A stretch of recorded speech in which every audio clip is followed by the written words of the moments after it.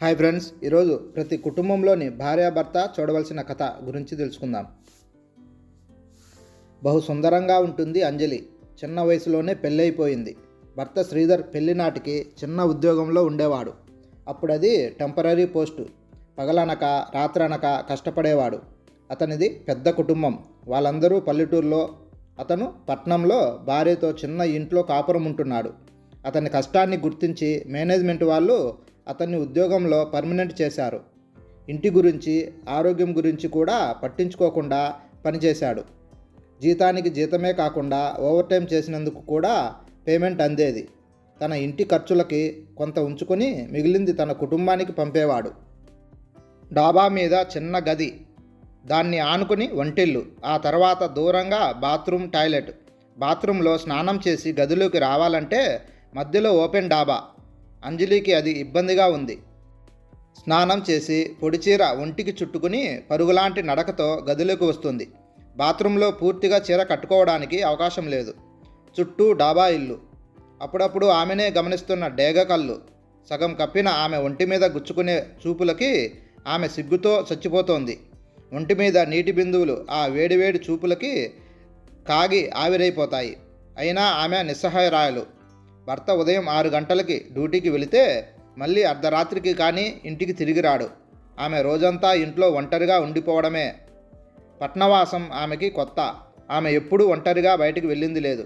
ఆదివారం భర్తకు సెలవు. అప్పుడే ఇంటికి కావలసిన సరుకులన్నీ తీసుకొస్తాడు. సాయంత్రం బీచ్కి తీసుకెళ్తాడు. సినిమాలకి, షాపింగ్లకి వాళ్ళ బడ్జెట్ సరిపోదు. బీచ్లో కూర్చొని పల్లీలు తింటూ కబుర్లు చెప్పుకుంటారు. ఆమె ఎక్కువగా మాట్లాడదు. అతనే తన కుటుంబ విషయాలు, ఆఫీసు విషయాలు మాట్లాడతాడు. ఆమె దేనికి అవునని కానీ కాదని కానీ చెప్పదు. ఆమెకి ఈ విధమైన జీవితం మీద విసుగొస్తోంది. ఆకాశంలో ఎగిరే పక్షుల్ని చూస్తే ఆమెకి తెగ ఈర్ష్య. అవి హాయిగా స్వేచ్ఛగా ఎగురుతున్నాయి. తనకు కూడా పక్షుల్లా రెక్కలు ఉంటే ఎంత బాగుండును అని అప్పుడప్పుడు ఆమెకు ఆలోచన వచ్చినప్పుడల్లా తన ఆలోచనకు తనకే నవ్వు వస్తుంది. ఆమె ఆ విషయం ఎవరితోటి పంచుకోదు. ఆమె ఉదయం 5 గంటలకి నిద్రలేస్తుంది.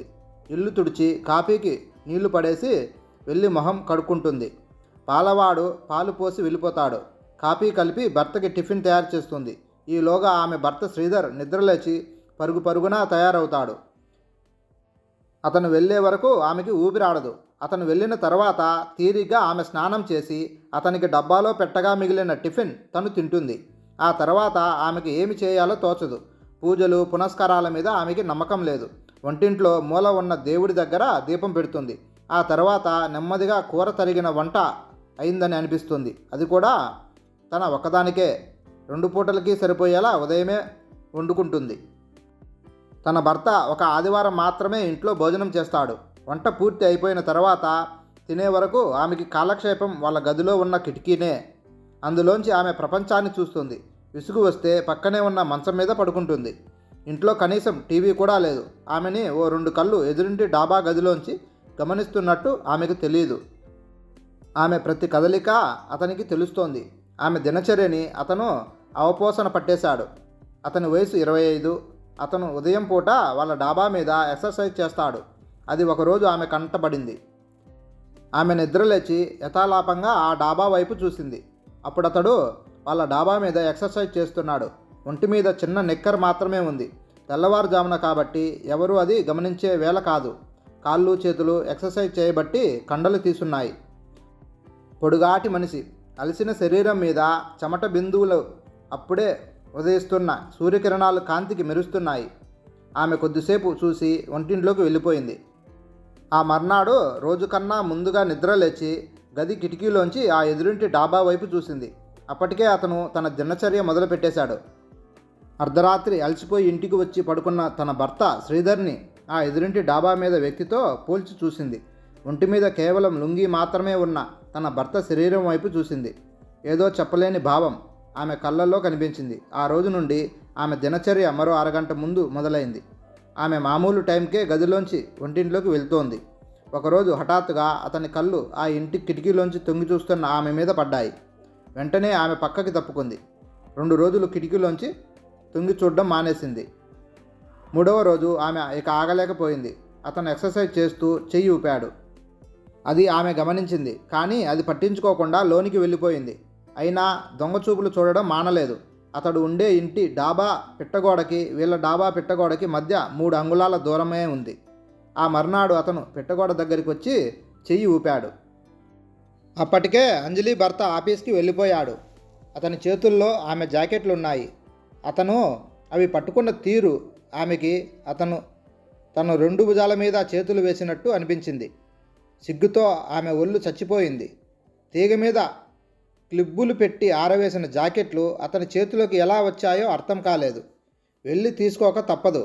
ఆమె మెల్లగా డాబా పిట్టగోడ దగ్గరికి వెళ్ళి చేయి చాపింది జాకెట్ల కోసం. గాలికి ఎగిరి మా డాబా మీద పడ్డాయి అంటూ జాకెట్లు అందించాడు. అతని చూపులు ఆమె ఒంటి మీద జాకెట్ స్థానంలో క్షణం ఆగి పైనుంచి కిందకు జారాయి. ఆమె జాకెట్లు అందుకొని వెనక్కి తిరిగింది. అతని చూపులు ఆమె నడుము వంపు నుంచి పొడవాటి జడ మీద పడ్డాయి. ఆమెకి ఒంటి మీద తేళ్ళు జర్రులు పాకుతున్నట్లు అనిపించింది. గదిలోకి పరుగులాంటి నడకతో వెళ్ళి గది తలుపులు మూసివేసి మంచం మీద బోర్లా పడుకొని వెక్కి వెక్కి ఏడ్చింది. అలా చాలాసేపు ఏడ్చాక ఆమెకి దండం మీద మరో జాకెట్ కూడా ఆరవేసినట్టు గుర్తుకు వచ్చింది. ఆ రాత్రి అది అతని చేతుల్లో నలుగుతున్నట్లు పీడకల వచ్చింది. భర్త పక్కనే ఆదమరిచి నిద్రపోతుంటే ఆమె మౌనంగా రోధించింది. ఆమె కళ్ళ నుండి కన్నీళ్లు చెంపల మీదుగా జారి తలగడలోకి ఇంకిపోయాయి. ఆ మర్నాడు కూడా అతని చేతిలో జాకెట్తో పిట్టగోడ దగ్గర నిలబడి ఉన్నాడు. సారీ అండి, ఇది మూలన పడుంది, నిన్న చూడలేదు అంటూ అందించాడు. ఆమె అందుకుంది. కనీసం థ్యాంక్స్ అయినా చెప్పలేదు మీరు అన్నాడు. థ్యాంక్స్ అంది ఆమె. అమ్మయ్యా, మీరు మగవారేమోనని భయపడ్డాను. నా పేరు విశాల్, మీ పేరు తెలుసుకోవచ్చా అని అడిగాడు. ఆమె మౌనంగా నిలబడి ఉంది. నిన్నటిలాగా వెనక్కి తిరిగి వెళ్ళిపోలేదు. అతనికి మళ్ళీ తను వెన్ను చూపడం ఇష్టం లేదు. అతను వెళ్ళిన తర్వాతే తను వెళ్ళాలనే ఉద్దేశంతో నిలబడిపోయింది. అక్కడే ఆమె తప్పు చేసింది. అతను మరో విధంగా ఊహించాడు. అది అతనికి అవకాశంగా మారింది. నేను పోలీసు ఉద్యోగం చేస్తున్నాను, మీ వారు ఏం చేస్తున్నారు అని అడిగాడు. అతను ఏదో కంపెనీలో గుమస్తాగా పనిచేస్తున్నారు అంది ఆమె. ఇంతకీ మీ పేరు చెప్పలేదు అన్నాడు. నా పేరు అంజలి అంది. చాలా మంచి పేరు. ఆమె పేరును మెచ్చుకున్నాడు అతను. ఆమె ఆలోచనలో పడింది. ఇంతవరకు తన భర్త తనని ఎప్పుడూ మెచ్చుకోలేదు. మీ ఇంట్లో టీవీ ఉందా అని అడిగాడు. లేదు అంది. మరి మీకు కాలక్షేపం అని అడిగాడు. ఆమె దగ్గర నుంచి సమాధానం లేదు. మీరు చదువుకున్నారా అని అడిగాడు. ఆమె చదువుకున్నట్లు తల ఊపింది. అతను వెంటనే గదిలోకి వెళ్ళి 2 వారపత్రికలు తీసుకొచ్చి ఆమెకిచ్చాడు. ఆమె అవి అందుకుంది. అతను మరేమీ మాట్లాడకుండా తన గదిలోకి వెళ్ళిపోయాడు. ఆమె పుస్తకాలు పట్టుకొని తన గదిలోకి వెళ్ళిపోయింది. ఆ రోజు ఆమెకు ఏదో తెలియని ఆనందంగా ఉంది పుస్తకాలు చదువుతుంటే. భర్తకి కనిపించకుండా ఆ పుస్తకాలు దాచింది. ఆ మర్నాడు ఆమె పుస్తకాలు తిరిగి ఇచ్చేయాలనుకుంది. అతను కనిపించలేదు. 2వ రోజు కూడా అతను కనిపించలేదు. ఆమె అతని కొరకు ఎదురు చూసింది. 3వ రోజు అతను కనిపించగానే పిట్టగోడ దగ్గరికి వెళ్ళి నిలబడింది. అతను దగ్గరగా వచ్చాడు. నిన్న మొన్న ఎక్కడికి వెళ్ళారు? ఈ పుస్తకాలు తిరిగి ఇచ్చేద్దామని అంది. ఆమె తడబాటు అతను గమనించాడు. పక్క ఊరికి క్యాంపుకి వెళ్ళాను. అప్పుడే చదివేశారా? పుస్తకాలు అందుకుంటూ అడిగాడు. మొన్నే చదివేశాను అంది. ఇంకా కావాలా అని అడిగాడు అతను. కావాలన్నట్లు తల ఊపింది. అతను లోనికి వెళ్ళి మరో 2 పుస్తకాలు తీసుకొచ్చి ఆమెకిచ్చాడు. ఈసారి వాటిని కవర్లో పెట్టి తెచ్చాడు. ఆమె వాటిని అందుకుని తన గదిలోకి వెళ్ళిపోయింది. అతను చిన్నగా నవ్వడం ఆమె గమనించలేదు. గది తలుపులు వేసుకొని మంచం మీద పడుకుని కవర్లోంచి పుస్తకాలు తీసి అట్ట మీద బొమ్మ చూసి అదిరిపడింది. మంచం మీద పడేసి గుండెల మీద చేతులతో కప్పుకుంది. ఒంట్లో నుంచి వణుకు పుట్టుకొచ్చింది. మొన్నటి పుస్తకాలు లాంటివి కావివి. గుండె దడ పెరిగింది. ఆమెకి ఏం చేయాలో తెలియలేదు. తిరిగి ఇచ్చే ధైర్యం కూడా లేదు ఇప్పుడు ఆమెకి. కొంతసేపు వాటి వైపే చూస్తూ ఉండిపోయింది. ఆ తర్వాత నెమ్మదిగా ఒక పుస్తకం చేతిలోకి తీసుకొని ఇలాంటి పుస్తకాలు కూడా ఉంటాయా అని మనసులోనే అనుకొని అట్టవైపే తదేకంగా చూసింది చాలాసేపు. ఆ తర్వాత పేజీలు తిరిగేసింది. ఆమె కళ్ళు అక్షరాల వెంట పరుగులు తీశాయి. ఆమె ప్రమేయం లేకుండానే చదువుతుంటే ఆమెకి ఒక్కసారి భయం వేసింది. ఒక్కసారి సిగ్గుగా అనిపించి ఏదో చెప్పలేని ఉద్రేకం కలిగింది. ఆమె ఆగకుండా ఆ 2 పుస్తకాలు చదివేసింది. ఆ మర్నాడు ఉదయమే లేచి అతని గది వైపు చూసింది. అతను ఎప్పటిలాగే ఎక్సర్సైజ్ చేస్తూ కనిపించాడు. ఆమె గబగబా అక్కడికి వెళ్ళి ఆ పుస్తకాల కవరు అతని డాబా వైపు విసిరేసింది. మరో 2 కావాలా అని అడిగాడు అతడు ఎక్సర్సైజ్ ఆపకుండానే. ఇలాంటి వద్దు అంది ఆమె వెనక్కి తిరిగి తన గది వైపు వెళ్ళిపోతూ. ఆడది వద్దు అంటే కావాలనే సూత్రం అతనికి బాగా తెలుసు. నవ్వుతూ అవి తీసుకెళ్లి లోపల పెట్టాడు.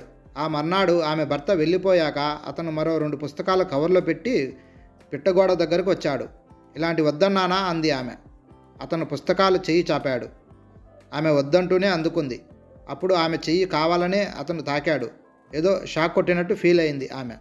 పుస్తకాలు తీసుకువెళ్ళిపోయింది. ఈసారి ఆ పుస్తకాలు చదువుతుంటే భయం వేయలేదు. ఏదో చెప్పలేని హాయి, ఏదో కావాలనే కోరిక కలిగాయి. ఆమె ఆ మర్నాడు ఆ పుస్తకాలు అతనికి తిరిగి ఇచ్చేసింది. ఆ రోజు అతను వేరే కవరు ఆమెకు అందించాడు. ఏమిటిది అని అడిగింది ఆమె. తాటి ముంజలు, మా స్టేషన్ దగ్గరకు వస్తే కొన్నాను అన్నాడు అతను. నాకెందుకు అని అడిగింది ఆమె. తాటి ముంజలు మీకు ఇష్టమని అన్నాడు. ఎవరు చెప్పారు నాకిష్టమని అని అడిగింది ఆమె. ఇష్టమైన వాళ్ళ మనసులో కోరికలు తెలుసుకొని మసులుకోవాలి అన్నాడు. ఆమె ఆ కవర్ అందుకుంది. ఆ తర్వాత ఆమెకి ఇష్టమైనవి అడిగి తెలుసుకొని తెచ్చి ఇస్తున్నాడు. అప్పుడప్పుడు పుస్తకాలు కూడా కవర్లో పెట్టిస్తున్నాడు. ఇప్పుడు ఆమెకు జీవితం బోరు కొట్టలేదు. మీ ఆయన జీతం ఎంత అని అడిగాడు ఓసారి. ఆమె ఇంత అని చెప్పింది. నాపై సంపాదన అతనికి రెట్టింపు అన్నాడు. ఆమె మాట్లాడలేదు. నాతో వచ్చేస్తావా, నీకు బోలెడు బట్టలు నగలు కొనిపెడతాను, అందమైన జీవితం చూపిస్తాను అన్నాడు. అమ్మో, మా ఆయనకు తెలిస్తే చంపేస్తాడు. గుండెల మీద చేతులు పెట్టుకుని భయపడింది ఆమె. నిన్ను పెళ్లి చేసుకుంటాను, బోలెడు సుఖపెడతాను అన్నాడు. పెళ్ళి అన్న మాట వినగానే ఆమె కొంతసేపు ఆలోచనలో పడింది. మరి నాకు పెళ్ళయిందిగా అని ఆమె మెడలో మంగళసూత్రం తీసి చూపించింది అమాయకంగా. పుస్తకాల్లో చదివిన సుఖం నీకు వద్దా అని అడిగాడు. సమాధానం చెప్పకుండా ఆమె తన గదిలోకి వెళ్ళిపోయింది. మంచం మీద పడుకుని ఆలోచనలో పడింది. ఆమె మనసులో చెప్పలేని సంఘర్షణ మొదలైంది. ఎన్నో ప్రశ్నలు, జవాబు తెలియని ప్రశ్నలు అవన్నీ. తను ఇప్పుడు నిజంగా సుఖపడటం లేదా? అసలు సుఖమంటే ఏమిటి? తను ఆ పుస్తకంలో చదివినట్లు అతనితో వెళ్ళిపోతే తన భర్త ఏమైపోతాడు? ఆ పుస్తకంలో ఆమెకి భర్త లేడు. ఆలోచనలు తెగటం లేదు. తలుపు చప్పుడైంది. ఎప్పుడు అర్ధరాత్రి అయిందో ఆమెకు తెలియలేదు. భర్త శ్రీధర్ ఇంట్లోకి వచ్చి బట్టలు మార్చుకున్నాడు. మంచినీళ్ళు కావాలా అని అడిగింది ఆమె. వద్దు, రేపు నేను క్యాంపుకి వెళ్తున్నాను. నావి 2 జతల బట్టలు సంచిలో సర్దు. 4 రోజుల వరకు రాను. ఖర్చులకి ఈ డబ్బులు ఉంచుకో. పోనీ ఈ 4 రోజులు మీ పుట్టింటికి వెళ్తావా అని అడిగాడు భర్త.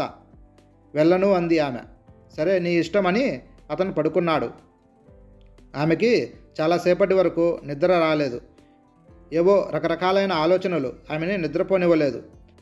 శ్రీధర్ సంచి చేత్తో పట్టుకుని వెళ్ళగానే మీ ఆయన క్యాంపుకు వెళ్ళారా అని అడిగాడు విశాల్.